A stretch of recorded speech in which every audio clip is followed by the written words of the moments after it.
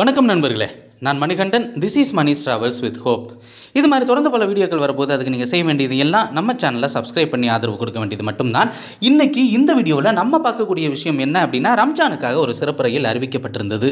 அதாவது 30ஆம் தேதி ஞாயிற்றுக்கிழமை இந்த சிறப்பு ரயிலானது சென்னை சென்ட்ரலில் இருந்து புறப்பட்டு திங்கக்கிழமை காலையில் போயிட்டு அங்கே இருந்து போத்தனூரில் இருந்து கிளம்பக்கூடிய ரயிலாக இந்த ரயிலானது இருந்தது.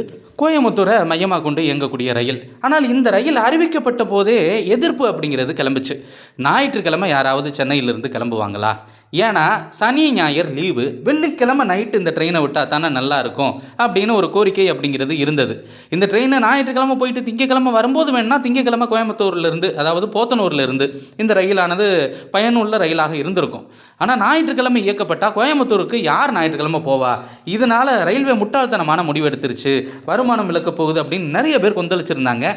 அது யாருக்கு, அந்த வடிவேலு காமெடியில் சொல்லுவாங்கள்ல, அப்பாயின்மெண்ட் ஆர்டர் அடித்தா ஆண்டவங்க அதுக்கு கேட்டுச்சு அப்படிங்கிற மாதிரி ரயில்வே டிபார்ட்மெண்ட்டுக்கு கேட்டுருச்சா என்னன்னு தெரில. இப்போ ஒரு நல்ல முடிவு எடுத்திருக்காங்க. ரயிலின் புறப்படும் தேதியையும் நேரத்தையும் மாற்றி அமைச்சிருக்காங்க. அதை பற்றி தான் இந்த வீடியோவில் நம்ம பார்க்க போகிறோம்.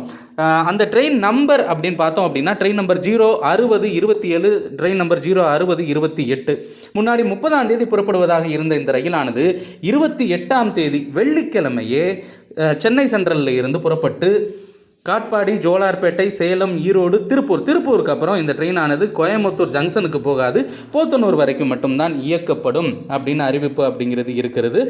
எந்த டைம் கிளம்பும் அப்படின்னா, வெள்ளிக்கிழமை சேரன் எக்ஸ்பிரஸ்ஸு கிளம்பி கொஞ்ச நேரத்துக்கு அப்புறம், இன்னும் சொல்ல போனால் நைட்டு 12 மணிக்கு முன்னாடி 11:50க்கு வெள்ளிக்கிழமை இந்த ட்ரெயினானது கிளம்புதுங்க. முன்னாடி நீங்கள் இந்த ட்ரெயினில் புக் பண்ணியிருந்தாலுமே அதற்கான மெசேஜ் உங்களுக்கு வந்திருக்கும். 11:50க்கு கிளம்பக்கூடிய இந்த ட்ரெயினானது காலையில் 9 மணிக்கு போத்தனூரை சென்றடைகிறது.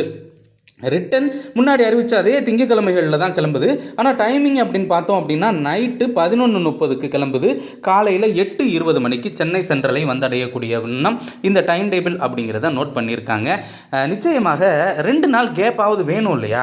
வெள்ளிக்கிழமை போனால் தான் சனி ஞாயிறு இருந்துட்டு திங்கக்கிழமை நைட்டு கிளம்பி வர முடியும். திங்கக்கிழமை நைட்டு வந்தால் தான் காலையில் வேலையை பார்க்க முடியும். ஞாயிற்றுக்கிழமை கிளம்புற ட்ரெயினில் என்ன யூஸ் அப்படின்னு கோவை பகுதி மக்கள் கேட்டதன் அந்த விளைவு இப்போது நேர மாற்றம், அதே நேரத்தில் தேதியும் மாற்றி அமைக்கப்பட்டிருக்கிறது.